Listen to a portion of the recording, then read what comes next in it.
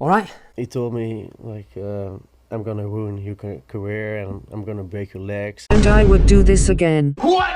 Eat your eggs before I break your legs. Oh my God! Right, so there's been an update in the Levi Adapt situation. Matey boy Brandon reached out to Peter, who's the owner of Adapt, offering him like a platform to give a reply and give his perspective on the whole situation and the allegations. Go over to Brandon's channel, make sure you watch the full thing there. I'm not going to bury the lead in terms of my opinion on this. I think the reply was a complete car crash. Peter has gone full Temper T, next hype. All your CD rap won't get none of your CDs back. Imagine digging yourself a hole. Then, in an attempt to dig yourself out of this hole, you blindly hire a JCB digger, dig a bigger hole, in the hopes that the hole is so big, people won't even be able to see the sides of the hole. So they won't even realise you're in a hole. The reply is kerplunk, very holy. It is like Pope level holy. It is like Connect 4 before you begin the game. Just completely riddled with holes. This reply's got holes. I've got holes. In different area codes. Area codes. Holes. First of all, he says it's not to damage Levi, it's just his side of the story. I'm expecting a pretty short reply, a couple of sentences at max, that either denies threatening to break a teenager's legs and ruin his career, or admitting it, taking accountability, apologising, promising not to do it again, and then hoping that you can maybe resolve the situation, things could move forward, because it was an absolute stinker. Nope. Let's go full essay, man. Let's go dissertation on this thing. He says, and I'm paraphrasing here, sick of the drama basically in rollerblading, and rollerblading loves drama. He's going to enjoy skating more instead of following gossip and blader hate. Whoa, hang on about, what are we saying in terms of the biggest, the fattest bit of gossip and blader hate in the industry in recent years? I imagine it's probably that an adult threatened to break a teenager's legs. That's got to be the biggest bit of hate and gossip that's going around, and that was created by yourself. So if you don't want the hate, maybe don't create it. It's alleged, yeah. Peter then goes into his history with Levi, which to me just felt like a lot of unnecessary detail, and you've got to question what his intention is with all this information. What is he what kind of picture is he trying to paint here? Let's build just a happy little cloud. Stuff like telling him to write a nice letter to Razors when he left, reminding him to call his mum when he was away. Oh, that's nice. And maybe a little bit commendable, but that's also kind of what would be expected of a guardian in that kind of situation, give them advice for their career and stuff like that. Yeah, do remind them to call their mum, but it's not going above and beyond really. It's not a shining example of you being an amazing person. Is it really? At the moment, this reply is just a little bit of a circle. It has no points. This next bit stood out. We took it upon ourselves to teach him morals. Okay. Sorry, what? This is the reply to Peter allegedly sending a message to Levi saying, I'm gonna ruin your career and I'm gonna break your legs. And he's talking about teaching Levi morals. There's a chapter here on threats of violence. Rip that out, mate. We can skip that. See if you can find one called loose morals, or the one on morals when it suits me. This all then links in and leads to a story about Levi stealing a girl's graduation hat.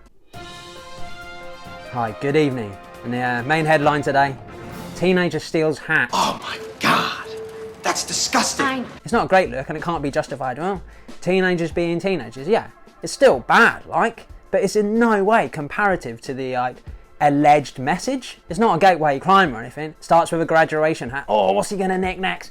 He's gonna be after Paddington's hat and his marmalade sandwiches, man. Look out for him, he's an absolute swindler. Does anybody else think it's an odd example when Peter's been accused of something pretty heinous to then use this as a kind of counter? Sorry, when do we get to the bit where there's either a denial or admittance of the accusation that there was an adult threatening to break a teenager's legs? The reply then explains they gave Levi a pro skate fully aware he was a young kid and relatively unknown. He said the unknown bit was important as well. Not so important that it stopped them giving Levi a skate. They knew that, and they still gave him a skate.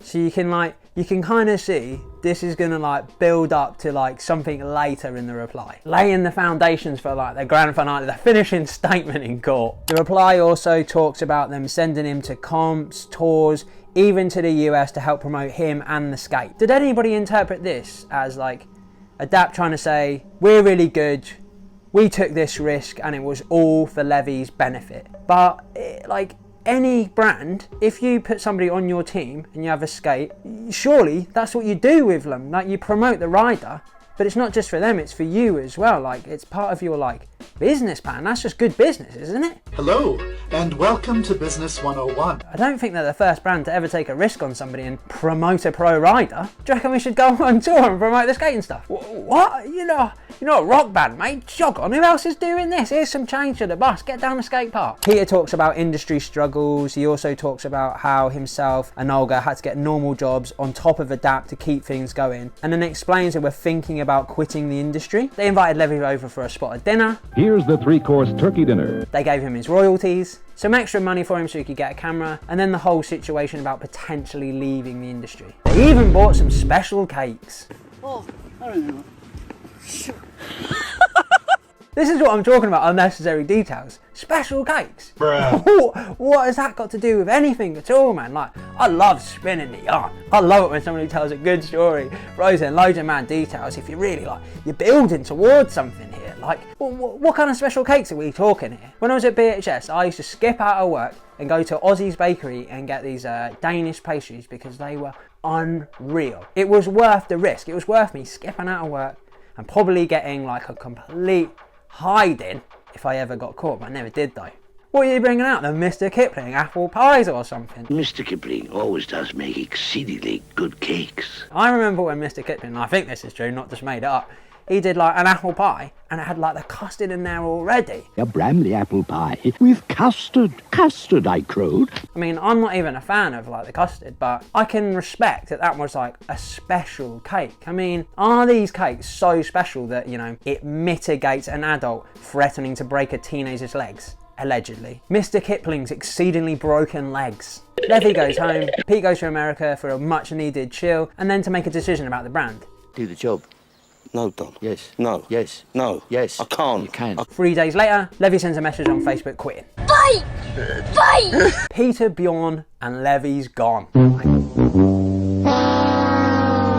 Instant reaction, yeah. Quitting via Facebook is not very professional. Definitely like a little bit of a faux pas. But was the quitting actually unexpected when you've just told like a young rider at the start of his career with like plenty of years ahead of him that you're like, you know, you're considering if you're going to continue with the brand or not? Is it unexpected that they quit? There's a couple of holes in the boat. The oar's broken. Like, we have been working double hard. Like, thing is, yeah, what we're going to do is we're gonna take a little break. Yeah, here's your rations. Here's your special cake. We're gonna have a think about it.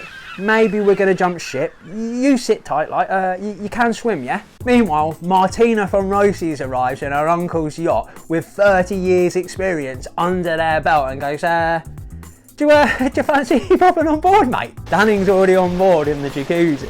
You'll have an easier job keeping the boat afloat without my weight on it anyway. Still a cold way to quit and completely rotten timing for Adapt. But not completely unwise on Levi's part. Like, thing is, there's more to consider, and I think this puts like Levi's approach in a completely different light. Similar to modern day rappers on IG Live, Pete's kind of stitched himself up a little bit when he said things like, if you know a bit about me, you would know I can have a bit of a temper. I think that if you know somebody over 7 years and have been friends, you know how a person is and how they will react. Did he expect roses? No, I think he knew exactly what to expect. Roses? I think he was expecting a tin of roses over the Jed, man. Roses really smell like boo-boo. This is exactly why a teenager chose to send a message rather than having like a face-to-face discussion with somebody. So you wanna quit, do you? He was probably really scared, like, I'm a warrior. He knew, as Pete admits, that he has a temper. Say splitting up with somebody by text is pretty low. But if there's a potential that like you might get your legs broken, it's probably the safest option, no? If you're quitting a job, the most professional way to do it is like hand on over your resignation, right? In person if you can, if that's viable and stuff like that. If my boss had a temper, if I thought there was a chance, like, he might put me in a Boston crab or like a figure 4 leg lock or something along those lines, I'd want some sort of like representation in there with me as well, like, you know, tag team, taking like HR, man, keep yourself safe. Like, if there's an option for me not to do it face to face, just send an email, for instance, so like to avoid possible conflict, that's exactly what I would do. The alleged reply, in my mind, goes some way to like actually justifying Levy's decision. At this point, I think Pete just gave up. He just let it fly. He opened that gate and let the horse out of the stable. Stay quiet. Stay quiet. And I would do this again. One more time. Brandon reached out to get the other side of the story. I reached out because the allegations were pretty heinous, and that was the whole point, was to address the allegation being that He told me like, I'm gonna ruin your career and I'm gonna break your legs. if the response is, and I would do this again, I don't think it's going to do you any favours. The issue is the alleged threat. To not directly address it and say, oh no, never said that. It wasn't me. But instead to say like, and I would do it again. Not to say that like the alleged statement is like now true and you've confirmed it. No, don't think that's happened. I'm not going to say that. You're ignoring like the main issue. The reply also asks for thanks for giving him his career and a name in skating. But at the beginning you said it was the Dutch scene who were like trying to push you to sign him up. Did they get credit? He was only put on after winning the Dutch championships. Did they get credit for like putting on the event and giving him an opportunity to shine? What about Plastic Pushers 2, which I reckon is what he's most well known for? Like, don't tell me that was all green screen, like all like smoke and mirrors and wires and stuff. You were holding him up while he was doing the tricks and that. Get down there, mate. Like the back of Unity Homegrown. Sotty, by the way. Absolutely, Adapt were the first people to make him pro and give him a pro skate, but they both benefited from that relationship. In the reply, it says sales of the first pro model were pretty slow. So how much of a name and a career had you really given him if that's what the sales were saying? What is a career in rollerblading and how many people actually live off it? Yes, Adapt absolutely played a part, but so did other people. And so did Leffy especially. Levy, I am your career. That's impossible. He complains about me giving him some bad words. Again, this is what was alleged. He told me like, I'm gonna ruin your career and I'm gonna break your legs. He's not complaining about bad words. He's complaining about the alleged threat of physical violence. I'm gonna have to assume that like, because bad words has been used to describe the alleged threat, that there wasn't actually a threat there. Like that's all I can assume, because how can you like lower a threat of violence to just bad words? Is that what's happening here? Like, it's being denied that was said. You want to go for the family thing, but you don't want the family drama. We are family. You want it to be professional, but you don't have contracts. I'm so damn confused. Where's the accountability? Say if Levy turns around and gone, yeah, I should have apologised. I should have just got over my fears of your known temper. Came and seen you and been like, look, like, I need to leave, this isn't for me, like, I'm really sorry. Maybe we can like work out like a time scale here so like things don't get messed up and stuff like that with production and what have you. And then Peter apologised for the threat. The thing is, right, if that alleged threat is real, that's still a lot more extreme, in my personal opinion. That is way more extreme. And I don't think that's been addressed, and that's the first thing that needs to be addressed, no? A horrible situation, loads of pressures, loads of stress that like nobody should be going under, an alleged threat that like, you know, can't be justified. So like what is the best situation now? Like what is the best thing to happen? Like I can only think of like just like apologies and then that's it, and then like hope that you can get on, or maybe just like avoid each other and like leave it in the past from now. I've heard just more stories. If they're not already in public, like maybe don't put them in public, like sort them out behind the scenes. That is definitely the best way. Like, right, thanks for all my patrons supporting me and helping me do this. Honestly, your support means the world to me. Here's another video you can watch. I really didn't know how to end this one. Cheers for watching, and I'll probably see you again soon. Spotty Dog.